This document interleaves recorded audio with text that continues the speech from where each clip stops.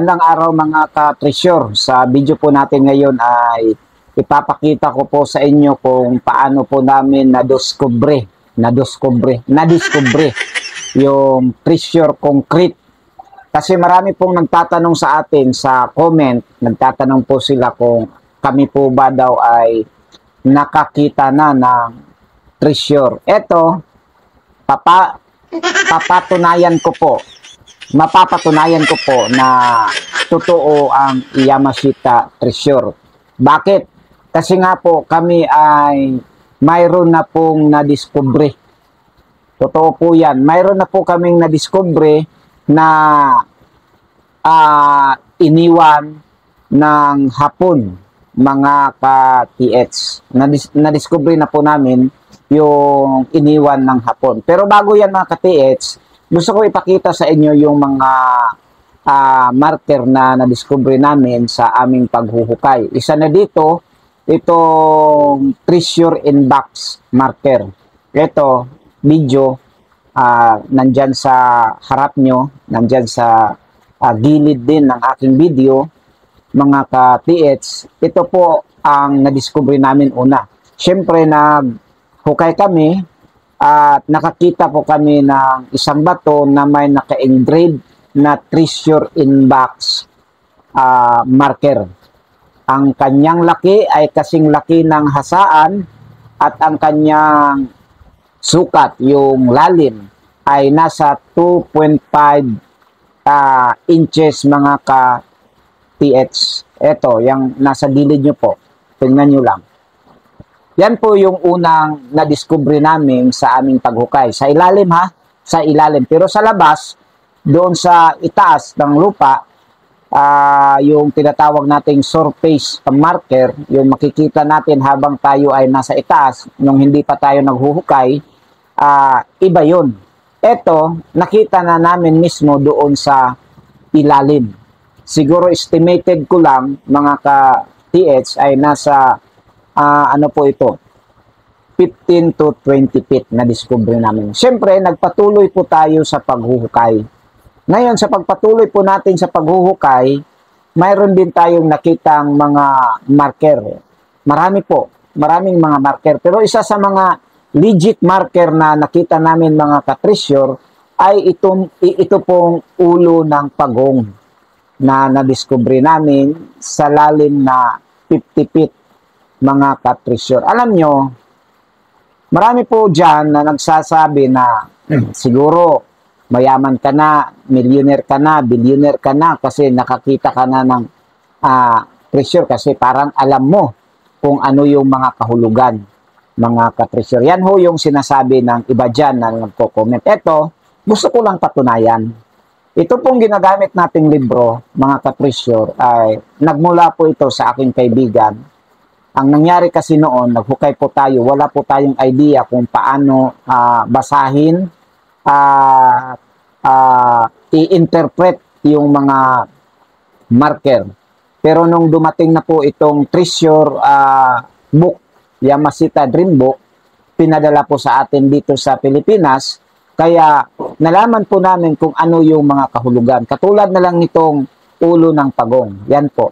Ayon po dito sa page 9.59. Mababasa po natin dito, klaro po mga ka-TS, na ang nakalagay dito ay ganito. But some kind of marker pointing to the entrance would be left behind. This would be a face a turtle, an arrow pointing at the secret entrance, or even large A, or a number 3, or a number 5, to the left or right, near to the closed entrance. Klaro po yung ating mababasa dyan po sa libro na ang nakalagay, mga ka-TH, ay para malaman mo yung tunnel entrance ay ang mga Hapon naglagay ng mga palatandaan at isa sa mga palatandaan ay yun pong face of the turtle. Ito po yung face of the turtle. Yan. Nakita nyo naman yan. Yan po ay nakalagay. Yan po ay nakaturo kung saan nakalagay or saan yung entrance. mga ka-treasure. Ngayon, sabi pa dito, mayroon ding tree na naka-engrave to the left or right near to the close entrance. Mayroon daw. Nakita rin namin yan. Ngayon, eto, patunay na totoo ang Yamashita treasure at nakadiscover kami ng treasure. Masasabi po natin treasure, mga ka-TH. Kasi nga po, kung titingnan nyo po itong nasa page 9.31, eto, yan po, makikita nyo, ang nakalagay po dyan, yung letter H, yung malaki na yan, eto. Ang nakalagay po dyan, kung babasahin po natin ang letter H, ganito po ang nakalagay. Hole drilled in the top of the rock means deposit inside or deposit under. Also, the enclosed treasure symbol can be seen to the left hand side of the rock.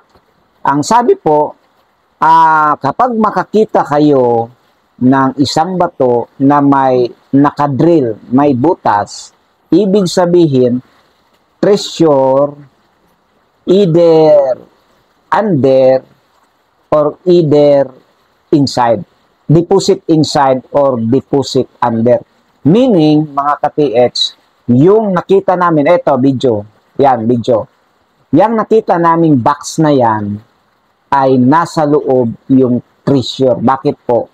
Kasi ayon po sa libro, deposit inside or deposit under.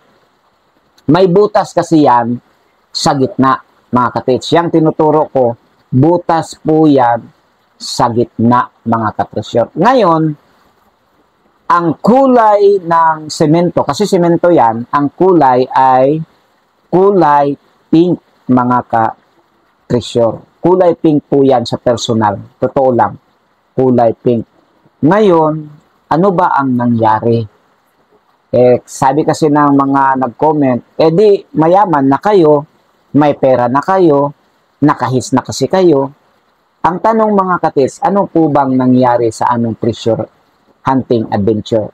Ang nangyari po, mga ka-TH, nang naghukay po kami, gusto na naming basagin yung concrete bolt, yung treasure box, mga ka-TH. Kasi ang laki nun is 13 by 10 by 16. 13 yung kanyang lapad, at 16 yung kanyang haba, at 10 yung kanyang height. Ganun kalaki. Tapos sa gitna may butas. Sino ba ang magbubutas nun? Ako po yung nagsasabi ng katotohanan. Hindi ko po kayo niloloko. Ngayon, ang nangyari po ay ganito. May nakaalam na naghukay kami doon. Ganyan po yung nangyari. Ngayon, alam niya na naghukay kami doon, tapos may posisyon. Ang nangyari, binigyan po kami ng cease and desist order. Pinahinto po kami sa aming paghukay. Yun ang pinakamasakit sa lahat hanggang ngayon, mga ka-TH. Masakit po sa amin na pinahinto po kami doon sa aming project. Hanggang ngayon, nandun pa yun. Alam nyo ba, na-poison kami doon. Muntik kami namatayan ng kasama kasi na-poison. Grabe yung poison talaga.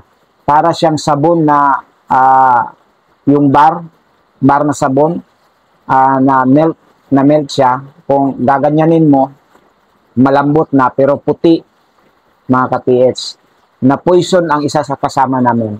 Ngayon, yun ang nangyari, mga ka-TH. Kaya, kung mayroon lang sana mga mga treasure hunter na may kapit sa sa government, talagang makukuha natin yun. Kasi, nandun na nakita na namin. At itong libro na to, na aming ginagamit, bago po namin na-discover yung box, yung treasure concrete. bago namin yun na-discover, kasi naghukay kami, wala kaming alam sa mga kahulugan. Pero, nung dumating na itong libro, nalaman namin na ganun pala ang kahulugan. Hindi naman coincidence. Sasabihin na, ano lang yan, coincidence, ganyan, ganito. Kasi, nandito kasi nakasulat. Okay sana kung ang nangyari, nahukay namin yon, na-discover namin yon, tapos sinulat namin. Hindi eh. Wala kaming idea. Ang nagka-idea kami dahil dito sa libro mga kapis. Kaya, ang masasabi ko talaga sa mga treasure hunter dyan, na talagang mag-base po tayo sa marker. Ako, may karanasan na po ako, mga ka-treasure, sa pag-treasure hunting, ilang beses na kaming muntik makakuha, yun lahat, may mga pangyayari na hindi mo inaasahan. May mga taong talagang aanuhin ka. Talagang mapuputol yung operation mo. Kahit makita mo na. Ang iba dyan, mga ka-TH ay nakita na, pero inagaw pa. Yung, ewan ko lang kung totoo, yung isa sa mga kasama namin na nakita na nila, pero inagaw sa kanila. Pero dito sa amin, may nakakuha na talaga. Mayroon na po. Mayroon na talaga nakakuha. Kaya yan ho yung masasabi ko sa mga treasure hunter. Yung mga nagko-comment dyan sa akin na nakakita ka na, billionaire ka na kasi nakakita ka na ng gold, ng treasure. Nakakita na ako ng concrete treasure and box, mga ka-TH. At ito yung patunay. Ito yung patunay na totoo ang Yamashita treasure. At hindi lang yan. May na-discover na rin tayo na kagamitan ng mga Hapon, mga ka-TH. May na-discover na tayo pero yun nga lang, ang gusto nating mangyari ay yung ano talaga, yung gold bar at saka diamond, Buddha. Hindi dahil gusto nating yumaman, kundi dahil gusto nating patunayan na tayong mga treasure hunter ay nagsasabi ng katotohanan na totoo ang Yamashita treasure. Gusto nating patunayan sa Pilipinas na may ibinaon ang mga Hapon noong panahon, kasagsagan po ng labanan. Gusto natin yang patunayan. Hindi ibig sabihin na naghuhukay tayo dahil gusto nating yumaman, dahil gusto nating ganito, ganyan. Hindi. Kasi ano tayo parang nagre-research, naghahanap.